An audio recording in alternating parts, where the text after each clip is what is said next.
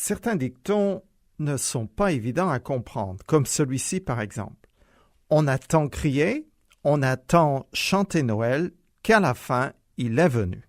Cela veut dire que les choses que l'on désire ardemment finissent par arriver. C'est quelquefois vrai, peut-être même assez souvent, mais pas toujours, et je suis sûr que vous en conviendrez. Il est exact que pendant 4000 ans, des prophètes ont annoncé aux Israélites la venue du Messie. Pendant tout ce temps, les Juifs pieux ont pris leur mal en patience. Finalement, la promesse de Dieu se réalise. Je continue à lire dans le premier chapitre de l'Évangile de Matthieu. Tout cela arriva pour que s'accomplisse cette parole du Seigneur transmise par le prophète. Voici, la jeune fille vierge sera enceinte, et elle enfantera un fils que l'on appellera Emmanuel, ce qui veut dire « Dieu est avec nous ». Versets 22 à 23. Tout au long de l'Évangile, Matthieu va indiquer plusieurs fois que la naissance du Christ était l'accomplissement d'une des 300 prophéties de l'Ancien Testament qui concernent le Messie. Ici, il se réfère spécifiquement à l'une des plus connues. Ce verset a été, comme beaucoup d'autres, un sujet de controverse, parce que le mot traduit par jeune fille vierge peut aussi vouloir dire jeune fille tout court, bien qu'il soit toujours traduit par vierge dans les textes de l'Ancien Testament. Si on replace la prophétie en question dans son contexte, cette naissance devait être un signe miraculeux donné à un roi qui était des plus incrédules. Or, pour une jeune fille, de tomber enceinte n'a rien de bien étonnant. Ce n'est pas du tout un signe miraculeux, car cela arrive tous les jours, pourrait-on dire, et la prédiction n'aurait aucun sens. Par contre, pour une vierge de concevoir un fils, alors là, oui, c'est vraiment inhabituel et tient du miracle. C'est la seule façon possible de comprendre ce passage. De plus, Jésus-Christ et Matthieu ont utilisé la traduction grecque de l'Ancien Testament qui s'appelle la Septante. Elle fut écrite durant la période de 400 ans qui sépare l'Ancien Testament du Nouveau. Or, la Septante traduit le terme hébreu « jeune fille » par le mot grec « parthénos » qui veut dire vierge et qui n'admet aucune autre interprétation. En effet, le Parthénon est tiré du mot Parthénos, qui est le temple d'Athéna, la déesse vierge de la ville d'Athènes. Ceux qui choisissent de traduire le mot hébreu par jeune fille tout court rejettent la conception miraculeuse du Christ. Par contre, si on est intellectuellement honnête et rigoureux et qu'on s'en tienne aux règles d'interprétation de texte, il ne fait pas de doute que c'est jeune fille vierge qu'il faut lire dans la prophétie. Donc, ce fils qui naîtra d'une vierge va s'appeler Emmanuel, ce qui veut dire « Dieu est avec nous ». Dans la culture hébraïque, donner un nom à quelqu'un implique une reconnaissance de son caractère ou de sa nature. C'est en cela que Jésus-Christ est Emmanuel, Dieu parmi nous. Cette même idée se trouve également dans une autre prophétie concernant le Messie. Je la cite. « On l'appellera admirable, conseiller, Dieu puissant, Père éternel, Prince de la paix. » Fin de citation. Ces termes ne sont pas des noms propres du Christ, mais des descriptions de sa personne. Le nom Emmanuel qui est donné à Jésus et qui veut dire « Dieu avec nous » implique sa naissance miraculeuse, car s'il avait eu un père, comme chacun d'entre nous, il aurait simplement été un être humain, comme vous et moi, et non Dieu avec nous. Emmanuel donne toute sa valeur au sacrifice de Jésus sur la croix, car Dieu seul pouvait effacer notre immense dette envers lui. Aucune créature, aussi parfaite soit-elle, aurait pu le faire. Jésus devait être Dieu avec nous, afin de devenir mon sauveur et le vôtre si vous l'acceptez. Voilà pourquoi il est si important de croire que Jésus est né d'une vierge. Seul un sauveur issu de la Trinité et venu du ciel pouvait nous tirer d'affaire, et la naissance miraculeuse du Christ est une preuve de sa nature divine.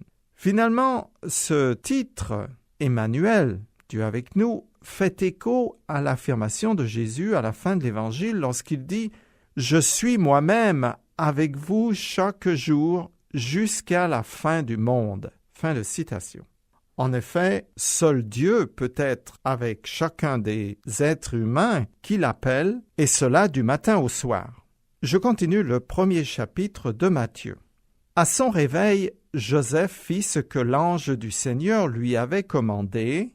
Il prit Marie pour femme, mais il n'eut pas de relation conjugale avec elle avant qu'elle ait mis au monde un fils auquel il donna le nom de Jésus. Versets 24 à 25. Une fois encore, l'Évangile donne une vue très positive de Joseph. Il est réceptif à Dieu, lui obéissant sans trop poser de questions, et pourtant, il était face à un problème que personne avant lui n'avait rencontré. Il va prendre Marie pour épouse, même si sa réputation doit en souffrir. Ce qui compte pour lui, c'est la volonté de Dieu et le bien-être de Marie. Puisque je parle d'elle, d'autres passages des évangiles la concernant sont sujets à controverse. Au fil des siècles, l'idée que Marie soit restée vierge après la naissance de Jésus s'est bien implantée et fait partie du dogme catholique romain. Précédemment, j'ai lu « Mais Joseph n'eut pas de relation conjugale avec elle avant qu'elle ait mis au monde un fils ». Ce verset laisse fortement supposer que Joseph et Marie eurent des relations maritales normales après la naissance de Jésus. De plus, si le Nouveau Testament enseigne clairement que Marie était vierge avant la naissance du Christ, aucun passage ne suggère qu'elle le soit restée ensuite. Les 4 évangélistes font souvent référence aux frères et sœurs de Jésus, et ce serait un abus de langage que de les considérer comme de simples cousins et cousines. La doctrine de la virginité perpétuelle de Marie ne trouve pas sa source dans les textes sacrés, mais dans les écrits de Jérôme, un père de l'Église du IVe siècle de notre ère. Nous voici arrivés au 2e chapitre de l'Évangile dans lequel Matthieu fait le récit de certains événements qu'il a vécus. Il en a choisi 2 très contrastés. D'une part, l'arrivée de ceux qui vinrent de très loin pour adorer le Sauveur et d'autre part, la haine ou l'indifférence de ceux qui vivaient tout près de Jésus. Étant donné que cet Évangile est d'abord écrit pour la nation d'Israël, Matthieu s'attarde sur l'accueil que lui firent le monde païen et les Juifs de l'époque. Il veut aussi montrer que cette naissance miraculeuse du Fils de Dieu était l'accomplissement de prophéties spécifiques de l'Ancien Testament qui annonçaient la venue d'un Sauveur. Les 4 prophéties dont il va être question sont, premièrement, le Messie devait naître à Bethléem, au sud de Jérusalem. Deuxièmement, il y aurait des lamentations dans la ville de Rama, au nord de Jérusalem, à cause de lui. Troisièmement, il devrait quitter l'Égypte, où il avait dû se réfugier. Et finalement, il serait appelé Nazaréen. La seule façon pour ce petit bébé né dans une crèche de satisfaire en même temps toutes ces prédictions le concernant était d'être lui-même le Messie. À ce jour, il existe encore beaucoup de prophéties concernant la fin du monde et les temps troublés qui la précéderont, qui n'ont pas vu leur accomplissement, sinon je ne serais pas là pour en parler.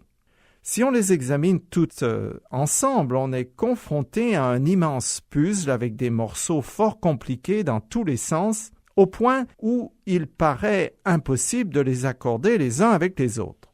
Pourtant, au moment voulu, quand Dieu décidera que l'humanité arrive à la dernière ligne droite, alors tous les morceaux vont se mettre en place tout seuls et d'un seul coup. Mais en attendant, on est encore bien perplexe et c'est ce qui explique que les grandes familles de la chrétienté ne sont pas d'accord concernant les événements de la fin des temps. C'était exactement le même scénario à l'époque de la naissance du Christ en ce qui concerne un certain nombre de Juifs pieux qui attendaient patiemment la venue du Messie. Ils sondaient les Écritures, étudiaient les prophéties de l'Ancien Testament, mais avaient bien du mal à coller tous les bouts ensemble. Matthieu va montrer avec précision, très naturellement et sans rien forcer, comment les prophéties qui avaient trait à la venue du Sauveur se sont littéralement accomplies en Jésus. Je commence à lire ce 2e chapitre. Jésus était né à Bethléem en Judée sous le règne du roi Hérode. Or, des mages venant de l'Orient arrivèrent à Jérusalem. Ils demandaient « Où est le roi des Juifs qui vient de naître ? Nous avons vu se lever son étoile et nous sommes venus lui rendre hommage. » Quand le roi Hérode apprit la nouvelle, il en fut profondément troublé, et tout Jérusalem avec lui. Versets 1 à 3. Ces personnages mystérieux apparaissent d'un coup comme sortis d'un livre de contes de 1001 nuits. On a coutume de dire que 3 mages sont venus et on leur a même donné des noms. En fait, selon l'Évangile, on ne connaît ni leur nombre, ni leur nom, ni d'où ils venaient. Il est probable qu'il s'agissait d'une troupe relativement nombreuse, respirant la richesse, qui s'est présentée aux portes de Jérusalem pour troubler à ce point Hérode.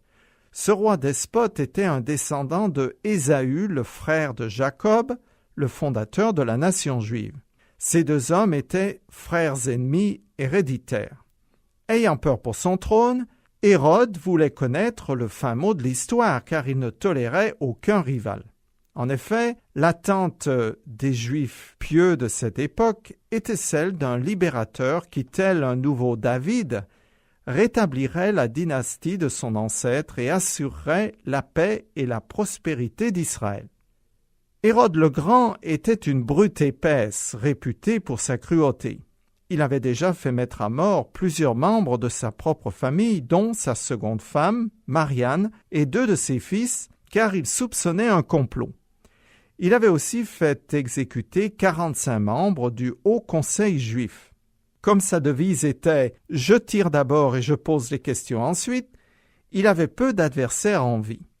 À la nouvelle que les rois mages viennent de débarquer dans Jérusalem, Hérode se sent très mal. S'il s'agissait seulement de 3 chameaux princiers, même avec leurs entourages, personne n'y aurait prêté attention, car il était courant pour de grandes caravanes de faire escale dans la ville sainte. En tout cas, la situation est très paradoxale.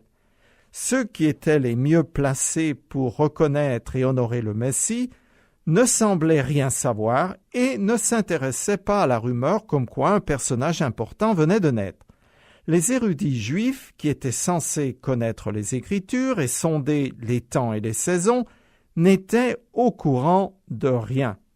De toute manière, ils ne se sentaient pas concernés. À l'opposé, des mages païens qui scrutaient les étoiles savaient que quelque chose de très inhabituel était arrivé. Ils avaient alors entrepris un très long voyage pour honorer ce roi extraordinaire que les astres leur avaient révélé. Les mages se trouvaient en Orient quelque part dans ce qui est l'Irak, et ils virent l'étoile dans le ciel d'Occident. Ces devins païens nous donnent une leçon de ce qu'est la vraie foi et la persévérance. Ils croyaient à Jésus-Christ à cause d'une lumière bizarre dans le ciel, alors que les religieux de l'époque, pourtant sur place, restaient incrédules. Quand les mages virent cet enfant, il n'y eut ni miracle ni aucun signe particulier prouvant sa majesté. Pourtant, dès qu'ils l'aperçurent sur les genoux de Marie, ils savaient qu'ils avaient devant eux le divin Sauveur du monde. Alors, ces païens se prosternèrent devant lui comme devant un souverain tout-puissant et ils l'adorèrent. On peut se demander comment ces sages firent le lien entre une drôle d'étoile et la naissance d'un grand roi. Premièrement, nous savons d'après des textes orientaux que l'étoile était le signe des dieux et des souverains. Deuxièmement, dans un des livres de l'Ancien Testament, on trouve une référence, la seule, qui associe un astre à un roi. Je lis le passage. « Je le vois bien, mais ce n'est pas pour maintenant. Je le contemple, mais non de près. Un astre monte de Jacob, un sceptre surgit d'Israël. » Fin de citation. En troisième lieu, le prophète Daniel fut déporté à Babylone. Or, il était rempli de l'Esprit de l'Éternel et possédait le don d'interpréter les rêves. Grâce à Dieu, il devint le chef des sages de la cour du roi presque 6 siècles avant la naissance du Christ et annonça le moment exact de sa venue. On peut supposer qu'il avait fait des émules qui avaient transmis ses écrits à la génération suivante. Et c'est ainsi que ces mages surent le moment de la naissance du Messie. Je continue le texte. Hérode convoqua tous les chefs des prêtres et les spécialistes de la loi que comptait son peuple, et il leur demanda où devait naître le Messie. À Bethléem en Judée, lui dirent-ils, car voici ce que le prophète a écrit. Et toi, Bethléem, village de Judée, tu n'es certes pas le plus insignifiant des chefs-lieux de Juda, car c'est de toi que sortira le chef qui, comme un berger, conduira Israël, mon peuple. Versets 4 à 6. Les mages avaient demandé des renseignements concernant la naissance d'un roi. Hérode a très bien compris la question et s'empresse de trouver la réponse car il se sent menacé. Il est remarquable que ce tyran croyait en la venue du Messie bien qu'il n'en comprenait pas les implications. La mégalomanie s'accompagne toujours d'aveuglement spirituel. Il est tout aussi extraordinaire que les spécialistes de la loi ont donné sans hésiter la bonne réponse à Hérode. Les scribes connaissaient bien leur travail. À l'origine, ces hommes remplissaient le rôle de secrétaires et de comptables dans les cours royales israélites. Puis ils devinrent les interprètes des textes sacrés ainsi que les gardiens de la tradition des anciens. Avec les chefs des prêtres, ils étaient la classe religieuse dirigeante. Les scribes étaient avant tout des intellectuels. Leur tâche consistait à savoir. Ils n'étaient pas plus éclairés qu'Hérode, car leur connaissance n'avait aucune influence sur leur mode de vie ou de pensée. Le texte qu'il cite provient du livre de Michée, dans l'Ancien Testament. Cette prophétie fut émise 700 ans plus tôt. Par sa simplicité et sa clarté, cette affirmation est une prédiction biblique étonnante et une preuve de l'inspiration divine des Écritures. Je continue le texte. Là-dessus, Hérode fit appeler les mages et se fit préciser à quel moment l'étoile leur était apparue. Puis il les envoya à Bethléem en disant « Allez là-bas et renseignez-vous avec précision sur cet enfant, puis quand vous l'aurez trouvé, venez me le faire savoir pour que j'aille, moi aussi, lui rendre hommage. » Versets 7 à 8. La lumière céleste est restée suffisamment longtemps dans le ciel pour donner aux mages le temps d'arriver jusqu'à Jérusalem. Ils avaient voyagé plusieurs mois et à dos de chameaux, ce qui n'était pas de tout repos. Hérode veut savoir avec précision quand l'astre avait commencé à se manifester, car, malin comme le diable, il avait déjà à l'esprit un plan machiavélique. Si s'était dit « Je vais envoyer mes soldats pour tuer ce roi qui vient de naître », il n'aurait pas trouvé l'enfant, car ses parents l'auraient su et se seraient cachés. Il était beaucoup plus rusé de laisser les mages le découvrir et ensuite de leur faire dire où il était sous le faux prétexte d'aller l'adorer. Il est tout de même surprenant de constater que la bêtise humaine ne connaît aucune limite. Hérode croit que cet enfant est d'origine divine, mais il est totalement incapable d'en tirer les conséquences. Il pense qu'il va pouvoir se débarrasser du Fils de Dieu. Il se fait appeler Hérode le Grand, mais c'est un minus qui, aveuglé par sa mégalomanie, comme je l'ai déjà dit, semble avoir perdu la raison ou tout au moins toute trace de bon sens. C'est comme si quelqu'un disait « Dieu existe, mais comme c'est un empêcheur de tourner en rond, on va l'éliminer. » En fait, c'est exactement ce qu'ont fait certains théologiens d'obédience protestante au début du XXe siècle. Dans leur arrogance, se déclarant éclairés, ils ont créé une organisation intellectuelle qu'ils ont appelée « Dieu est mort », et il va sans dire que tous ceux qui furent à l'origine de ce mouvement pseudo-religieux sont aujourd'hui 6 pieds sous terre. Avis aux amateurs.